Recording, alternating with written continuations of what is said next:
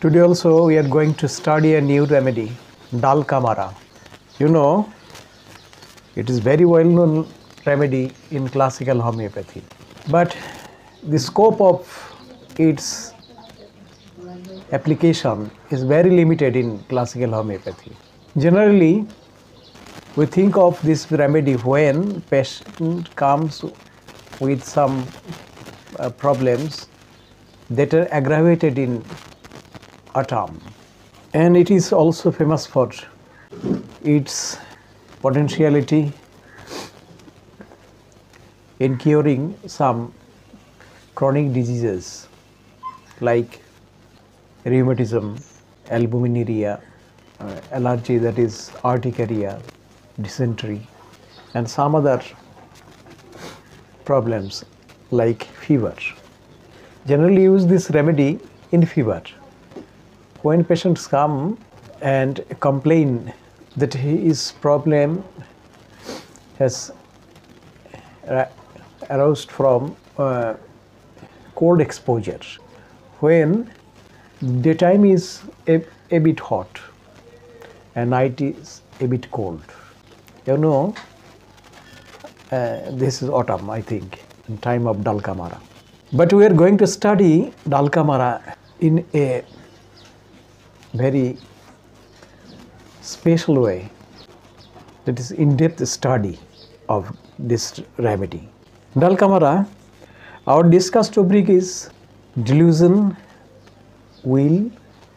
he will come to, that is want he will come to.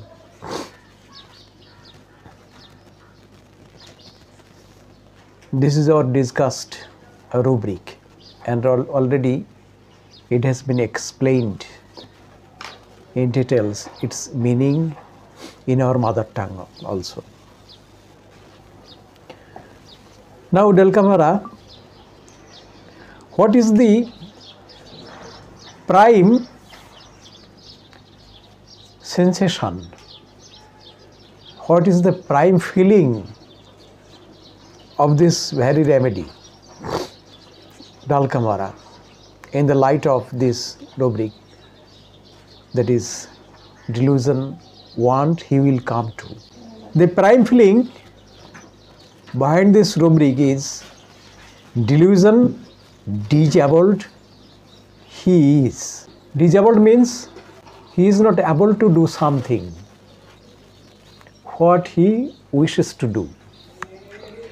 What he desires to do, he cannot do that.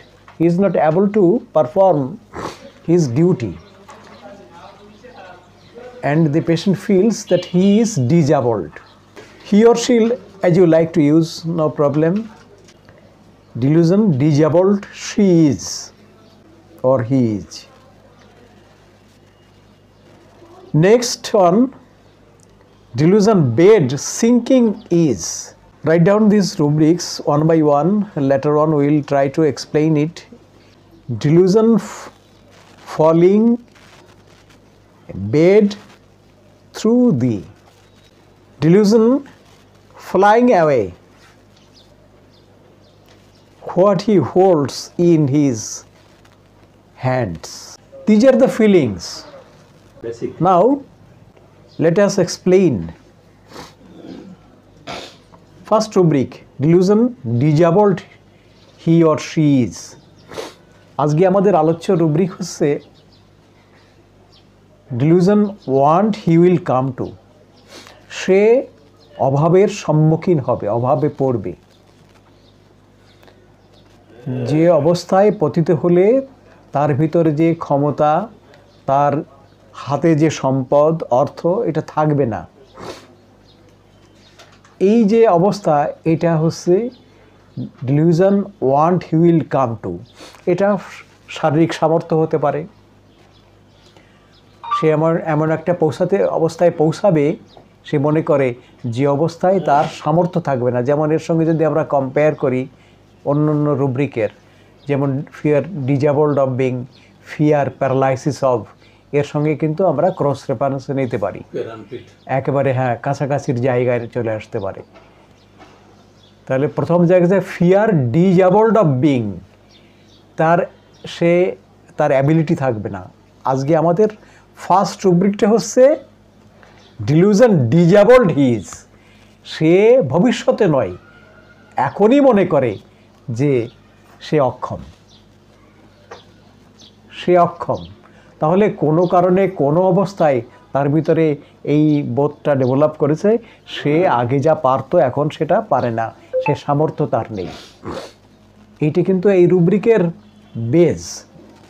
কোন রুব্রিকের আমাদের আলোচ্য যে রুব্রিকটা হচ্ছে he will come to want. তাহলে যদি শারীরিক সামর্থ্য ধরা হয়, আর্থিক অবস্থা ধরা হয়, তাহলে আগে যেভাবে সে পারফর্ম করতে পারতো এখন সে পারে না।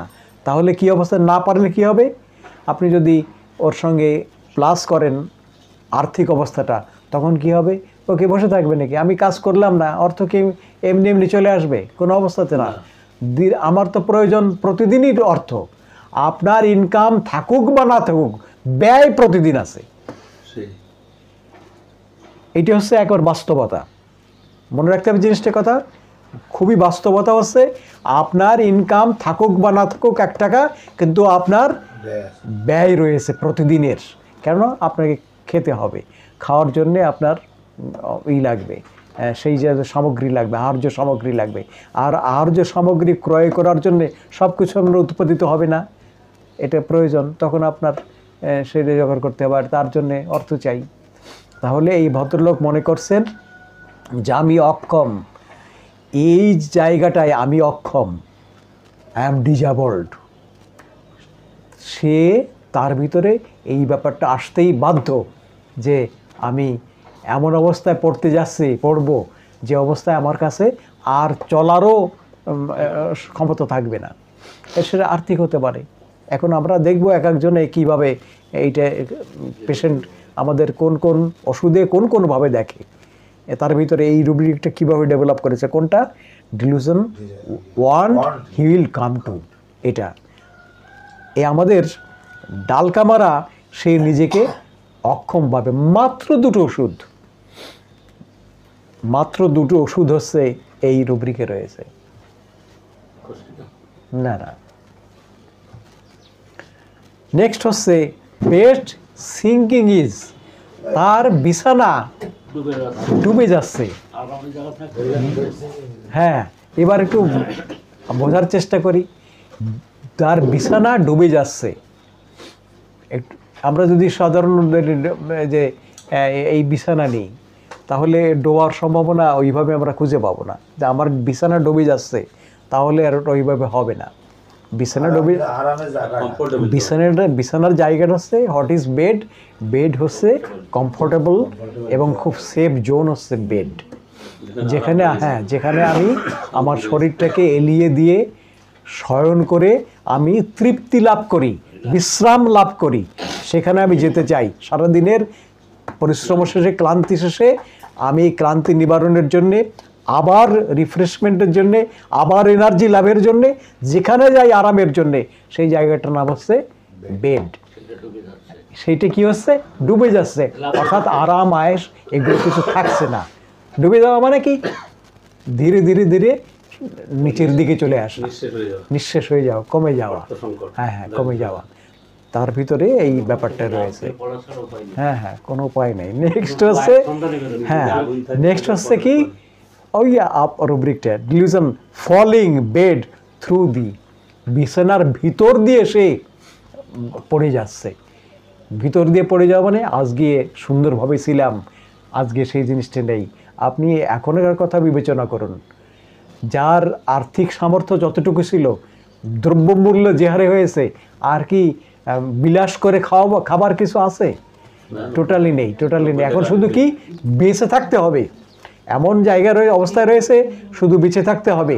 খুব আরাম করে সুন্দরভাবে ছড়িয়ে ছিটে খাবার, এই ব্যাপারটা এখন নেই। সেই জায়গাটায় চলে আসবে। সে ধীরে ধীরে সে আরামের জায়গা থেকে পড়ে যাচ্ছে, নিচের জায়গা থেকে। আরাম মানে নিশ্চয়ই একটা ভালো জায়গায় ছিল একটা সময়, এক একজনের মতো এক এক রকমের, ঠিক আছে। আগে কি সুন্দর দিন কাটাইতাম, সেই জায়গা থেকে সে ধীরে ধীরে নিচের দিকে নেমে যাচ্ছে। এইটা হচ্ছে রাইট। নেক্সট হচ্ছে সে যেটা আঁকড়ে ধরে, তার থেকে সে উড়ে চলে যায়, তার কাছ থেকে সেটা চলে যায়।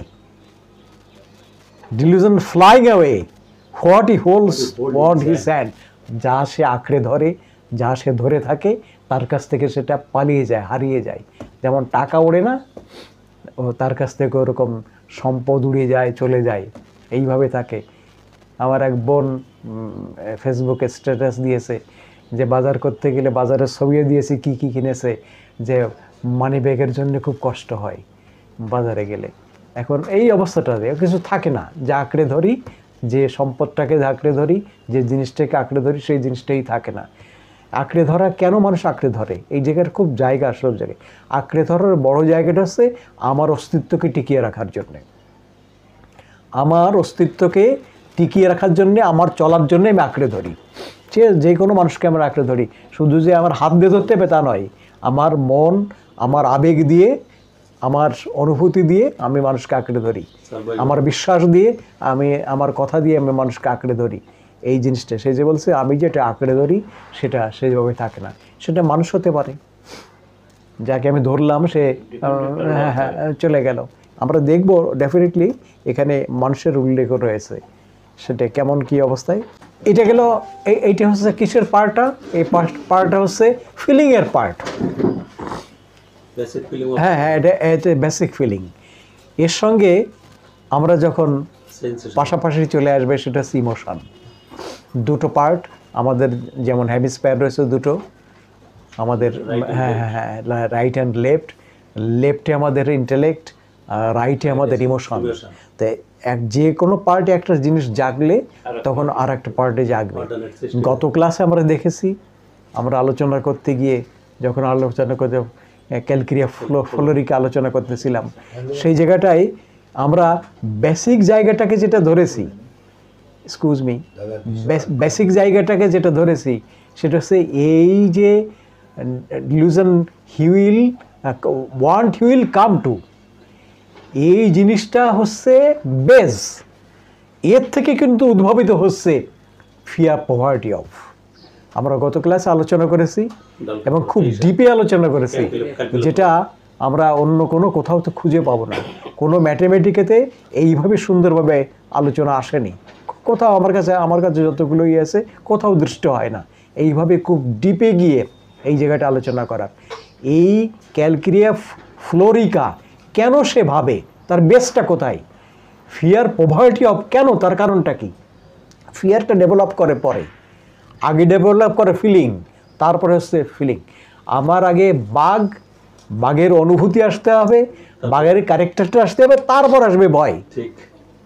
ঠিক আছে তো?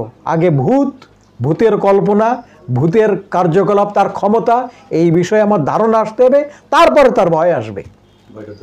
আগে ভয় আসবে তারপরে ধারণা আসবে, তা না কিন্তু। ঠিক আছে তো? ঠিক তেমনি এই রুব্রিকের যে বেস, সেই জায়গাটাই আমরা দেখার, আলোচনা করার চেষ্টা করেছি খুব জায়গায় গিয়ে, এবং লজিক্যালি সায়েন্টিফিক ওয়েতে আমরা দেখার চেষ্টা করছি, অ্যানালাইসিস করার চেষ্টা করছি। These are the basic feeling. এরপর হচ্ছে ইমোশনে কি আসছে, anxiety, future about, midnight, একক রুব্রিক কিন্তু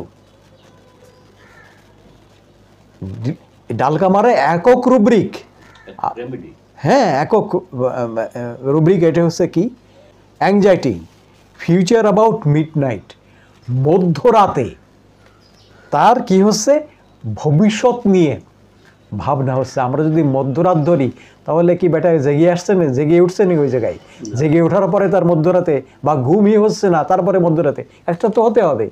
হয় সে ঘুমায় নাই, মধ্যরাত হয়েছে, ভাবনা শুরু করেছে, অথবা জেগে উঠেছে ঘুম থেকে জাগার পরে, তারপরে মধ্যরাত হয়েছে, ওই সময় ধর চিন্তা হয়েছে। যদি আমরা ওইভাবে ধরি, লিটারাল মিনিং ধরি মধ্যরাত, কিন্তু তা না।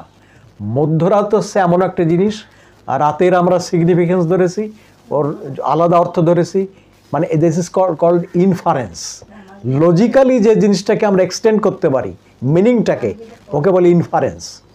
তাই আমরা ইনফারেন্সিয়াল যে মিনিং, ওতে চলে আসছে মধ্যরাত, মানে এমন একটা সময় যেটা দুঃসময়, প্রভাত আসতে অনেক দেরি আছে। সামনে প্রভাত আসবে, কিন্তু তার জন্য অপেক্ষা করতে হবে, যেমন মাঝ বয়সে তার এমন রোগে আক্রান্ত হয়েছে, হয়তো স্ট্রোক বা প্যারালাইসিস, এই করতো, ওকে কি বলে, চাকরি করতো, এই বয়সে সে করতে পারছে না। আর ছেলেটা এই সবে মাত্র ইন্টারমিডিয়েট পাশ করেছে, এখনও চাকরি কিছু পায়নি। অর্থাৎ তাকে চাকরি পেতে অপেক্ষা করতে হবে, হাল ধরতে অপেক্ষা করতে হবে, অর্থাৎ আগামীতে সুদিন রয়েছে, কিন্তু এখন তো দুঃসময়। This is called midnight, অর্থাৎ প্রভাত আসতে এখনও দেরি রয়েছে। ছেলের সম্ভাবনা ডেফিনেটলি এক সময় চাকরি পাবে, কিন্তু এখন তো তার দুঃসময় চলছে। এই সময় তার কী নিয়ে ভাবনা? ফিউচার নিয়ে ভাবনা। রাইট রাইট, তত কাছে, হ্যাঁ, দুঃসময় চলছে সেই সময়টায়। নেক্সট দেখুন লক্ষ্য করে, cares Oris full of mid night.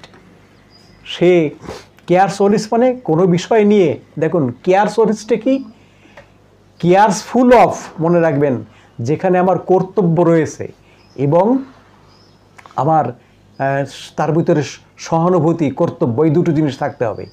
সহানুভূতি, দায়িত্ব, কর্তব্য তার ভিতরে রয়েছে, এবং উদ্বেগ, উৎকণ্ঠা, উদ্বেগ, উৎকণ্ঠা, কর্তব্য, দায়িত্ব, এইটাই হচ্ছে কেয়ারস ওরিস। আমি শুধু উৎকণ্ঠায় ভুগি তা নয়, কিন্তু এই যে বলে যে ডেন্টাল কেয়ার, মানে তার ভিতরে যত্ন রয়েছে তার ভিতরে, ঠিক আছে। Cares Oris full of mid night, ওই একই অর্থ আমরা চলে আসতে প্রথম যেটা দেখলাম, সেটা ফিউচার নিয়ে ভাবছে, আর তার যে দায়িত্ব, কর্তব্য, হ্যাঁ হ্যাঁ রাইস, হ্যাঁ, অরিসের ভিতরে তো উদ্বেগ, উৎকণ্ঠা রয়েছে, হ্যাঁ হ্যাঁ, উদ্বেগ, উৎকণ্ঠা, উৎকণ্ঠা অবস্থা রয়েছে, হ্যাঁ হ্যাঁ রাইট রাইট। নেক্সট হচ্ছে অ্যাংজাইটি ফিউচার অ্যাবাউট, এটা আমরা আলোচনা করেছি। অ্যাংজাইটি ফিউচার অ্যাবাউট, না, অ্যাংজাইটি ফিউচার অ্যাবাউট আলাদা রুব্রিক। অ্যাংজাইটি আদার্স ফর, অন্যের জন্যে উদ্বেগ, উৎকণ্ঠা, চিন্তা করা। এখন অন্য আইডেন্টিফাই করব, অন্য বলতে আমি ছাড়া আর বাইরের যারা আছে সব হচ্ছে অন্য, সে ছেলে মেয়ে, আত্মীয় স্বজন, পাশের লোক, সব হচ্ছে অন্য, সব। নেক্সট হচ্ছে অ্যাংজাইটি ফিয়ার উইথ, দুটো শব্দ, অ্যাংজাইটি এবং ফিয়ার। অ্যাংজাইটি হচ্ছে ফিয়ার অফ আনসার্টেনিটি, কি হবে আমি আইডেন্টিফাই করতে পারি না, স্পেসিফিকভাবে বলতে পারি না যে এইটা ঘটবে, কিন্তু এই জায়গাটা হচ্ছে অ্যাংজাইটি ফিউচার, মানে ফিয়ার উইথ, ওই ভয়টাকে ঘিরে তার অ্যাংজাইটি, হ্যাঁ ডেফিনেটলি ভয়টাকে ঘিরে তার অ্যাংজাইটি, পার্টিকুলারলি এইটা হবে, আমি আইডেন্টিফাই করলাম যে এই হতে যাচ্ছে, কিন্তু এই হলে কি কি অবস্থায় পড়বো, আমি কি কি সমস্যার সম্মুখীন হব, আর কি কি হতে যাচ্ছে, এই ভয়টাকে ঘিরে তার অ্যাংজাইটি। দুটো জিনিস রয়েছে, অ্যাংজাইটি রয়েছে এবং ভয় রয়েছে পাশাপাশি। Anxiety fear with. নেক্সট হচ্ছে anxiety midnight after, after midnight. আমরা অনেকগুলোই দেখলাম এর ভিতরে, তার ভিতরে এই জিনিসটা ডেভেলপ করেছে। আমরা প্রথমে দেখেছি তার ফিলিংটা, ফিলিংয়ে আজকে যে আমার আলোচ্য রুব্রিক, সে মনে করে যে আমি অভাবে পড়ব, অভাবের সম্মুখীন হব। Delusion want he will come to, সে এমন একটা অবস্থায় পড়বে যখন তার কাছে অর্থ সম্পদ থাকবে না, শারীরিক সামর্থ্য থাকবে না, এই যে অবস্থায় চলার মতো যে অ্যাবিলিটি সেটা থাকবে না। অলরেডি আমার পেশেন্ট মনে করে সে অক্ষম, সে চলতে পারছে না, ডিজেবলড সে মনে করে, হ্যাঁ হ্যাঁ, তার যে অবস্থা, তার যে হ্যাঁ, সে কি হচ্ছে দিন দিন তার সুখের যে অবস্থান, তার থেকে ধীরে ধীরে ধীরে ধীরে খুব দুরবস্থার দিকে যাচ্ছে। Dilution bed sinking is. Next হচ্ছে তার এই ব্যাপারগুলো নিয়ে অভিযোগ, অভিযোগ দেখুন, কমপ্লেইনিং। তো কমপ্লেন হতে গেলে আমার কিছু জিনিস লাগবে, হয়তো দেখা গেল যে ছেলেটা কথাই শোনে না কোনো কারণে, ঠিক আছে, ওই তার মন মতো চলে না, যে এইভাবে তোমাকে বললাম এই জিনিসটা এইভাবে চলো, তোমার সব ব্যয় শেষ, সব সেই সামলিয়ে এখন চলতে হবে, সমস্ত কিছু ভেবে চিন্তে বিবেচনা করে চলতে হবে, সংসার চালাতে গেলে এই করতে হয়, হিসাব করে চলতে হয়। এইগুলো যখন চলে না আমার মন মতো হয় না, আমার রাগের কারণ হয়, তখন কিন্তু আমি অভিযোগ করি। আর দেখুন, অদ্ভুত রুব্রিক, একক রুব্রিক, সেটা হচ্ছে কার্সিং, সায়ারিং, অ্যাঙ্গার উইদাউট। ঠিক আছে, সে হ্যাঁ সে অভিসম্পাত করছে, অমঙ্গল কামনা করছে, কিন্তু রাগ ছাড়া, অ্যাঙ্গার উইদাউট। আচ্ছা, এইটা কি অদ্ভুত ব্যাপার না যে আরেকজনের সঙ্গে ঝগড়াঝাটি করলাম কিন্তু রাগ নাই? এই যে রুব্রিক চলে আসছে দেখেন, abusive, insulting, anger without. Single symptom কিন্তু ডালকা মারার। Abusive, insulting, anger without, quarrelsomeness, scolding, anger without. ঝগড়াঝাটি করছে, বকাবকি করছে, রাগ ছাড়া, রাগারাগি নেই, উইদাউট অ্যাঙ্গার। এটি কি হয়? একদিকে হচ্ছে অভিসম্পাদ দিচ্ছে, অমঙ্গল কামনা করছে, আর কি হচ্ছে গালাগালি করছে, ঝগড়াঝাটি করছে, সব অ্যাঙ্গার উইদাউট। তাহলে অ্যাঙ্গার উইদাউট যাতে, এগুলো কেন বলা হলো যে এইগুলো অ্যাঙ্গার ছাড়া হয় না, এইগুলো অ্যাঙ্গার ছাড়া হয় না।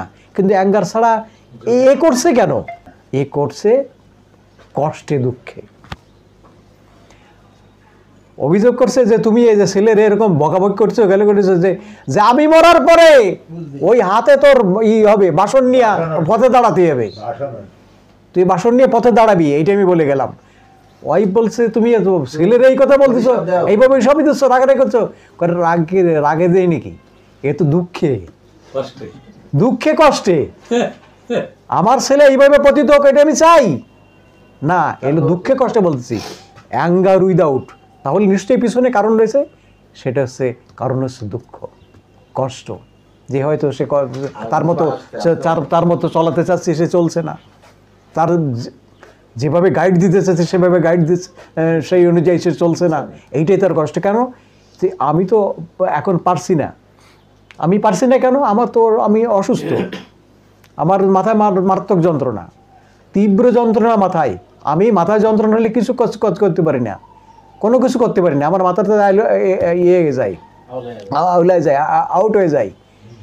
এখন এই অবস্থায় আমি তোরা যদি না শুনিস, লেখাপড়া ঠিক মতো না করিস, আমার কথা অনুযায়ী না চলিস, তাহলে কি অবস্থা হবে? তোদের অবস্থা কি হবে? বাঁচবি কি করে? এই দুঃখে কষ্টে সে গালিগালাজ করছে, দুঃখে কষ্টে ঝগড়া করছে, দুঃখে কষ্টে অভিসম্পাদ দিচ্ছে, আর আগে না কিন্তু। নেক্সট হচ্ছে দেখুন, রুব্রিক চলে আসছে, ওয়ার্ক ইম্পসিবল, কাজই করতে পারি না। নেক্সট হচ্ছে উইকনেস অফ, ইচ্ছা শক্তির দুর্বলতা, অভাব। ইচ্ছা শক্তি নেই, অর্থাৎ আমি যে কাজ করব, আবার নতুন করে উদ্যম নেব, এই জিনিসটাই আমার ভিতরে আসে না।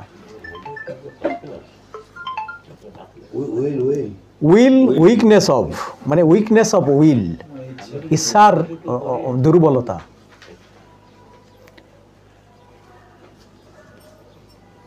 আমি যে কোনো কাজ করবো, এর একটা পাশে আপনার ইচ্ছা থাকতে হবে না? ইচ্ছা শক্তি সমস্ত কিছু করায়, কিন্তু হ্যাঁ, ইচ্ছা শক্তি সমস্ত কিছু করায় না। স্ট্রং উইল এটা ভিন্ন জিনিস। স্ট্রং উইল আর উইক উইল। স্ট্রং উইল না থাকলে আপনি সে জায়গায় এগোতে পারবেন না, যেতে পারবেন না। ওটা থাকতে হবে, ইচ্ছা শক্তি সম্পন্ন মানুষ হতে হবে। যারা কিছু করেছে বড় ইচ্ছা শক্তি সম্পন্ন তারা। নেক্সট হচ্ছে, এবার দেখুন যে কেন সে পারছে না, তার এই যে সে অক্ষম, এই অক্ষমতা সে নিজেকে ভাবে কেন, তার একটা কারণ থাকতে হবে। তো আমি যে ডিজেবলড, কোন কারণটা? ডিজেবলড অনেকগুলো কারণও থাকতে পারে, অনেক কিছু হতে পারে। ডিজেবলড আমরা নিতে পারি, ফিজিক্যালি নিতে পারি, মেন্টালি নিতে পারি, সে যেভাবে নেই না কেন, কিন্তু এখানে স্পেসিফিকভাবে চলে আসছে। সেটা কি? Sadness, headache during. Sadness, headache during chronic.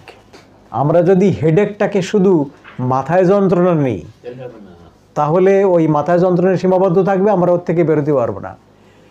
আর সাধারণত আমরা ইংরেজিতে বলি, this is not your headache, এটা আপনার মাথার ব্যথা। বাংলায় বলি মাথা থাকতে আবার মাথা ব্যথা কি, মাথা থাকতে মাথা ব্যথা কি, অর্থাৎ ওই উনি ভাববে আমার বিষয়ে, উনি ভাববে, আমাকে ভাবার দরকার নেই। সেই জন্যই বলি মাথা থাকতে মাথা ব্যথা কিসের, ঠিক আছে? তো সেই মাথা ব্যথাটাকে যদি শুধু আপনি মাথা ব্যথা নেন তাহলে হবে না। ডেফিনেটলি যে কনসার্ন সমস্ত কিছু, এবং তার সুন্দর করে ইংরেজি রয়েছে, যে আমার উদ্বেগের কষ্টের কারণ সেটা হচ্ছে মাথা ব্যথা। ওই নিয়ে আমার কোনো মাথা ব্যথা নেই, তার মানে হচ্ছে ওই নিয়ে আমার কোনো জ্বালা নেই, উত্তাপ নেই, ওই নিয়ে আমার ভাবনা নেই, আর ওইটি হচ্ছে মাথা ব্যথার কারণ আমার। তার মানে হচ্ছে আমার উদ্বেগ উৎকণ্ঠা, ওই নিয়ে ভাবনা, ওই নিয়ে আমি কনসার্ন, এইটাই হচ্ছে মাথা ব্যথা। তাহলে এ মাথা ব্যথাটা শুধু মাথা ব্যথা না, স্যাডনেস, হেডেক ডিউরিং, আমাকে যখন কোনো কিছু ওইভাবে ভাবায়, ওইভাবে চিন্তা করায়, আমি খুব চিন্তাগ্রস্ত হই, ভাবনাগ্রস্ত হই, তখন আমি আমার ভিতরে চলে আসে, দুঃখবোধ চলে আসে। আমি কিভাবে সংসার চালাবো, যেহেতু আমি সংসারের প্রধান, কিভাবে চলবো, this is head, that is headache. ঠিক আছে? তো এই নিয়ে আমার সমস্ত, হ্যাঁ, এটা আমার সমস্ত কিছু দেখতে হচ্ছে, আমারই নিয়ন্ত্রণ করতে হচ্ছে। এবং কোন সময় ছোটোবেলার থেকে করছি, বাবা জীবিত থাকাকালীন থেকেই করছি। This is chronic. এই হেডেকটা, এই সংসার নিয়ে আমার দুশ্চিন্তাটা বাবা থাকাকালীন, কেন বাবা সংসারের প্রতি কোনো দায়িত্বই ছিল না, উনি ওই যে কোন জায়গায় গান হবে সেই জায়গায় চলে যেত, আমার সমস্ত কিছু দেখতে হতো। মা সারা জীবন অনেক কষ্ট করে গেছে এই বাবার জন্য শুধু।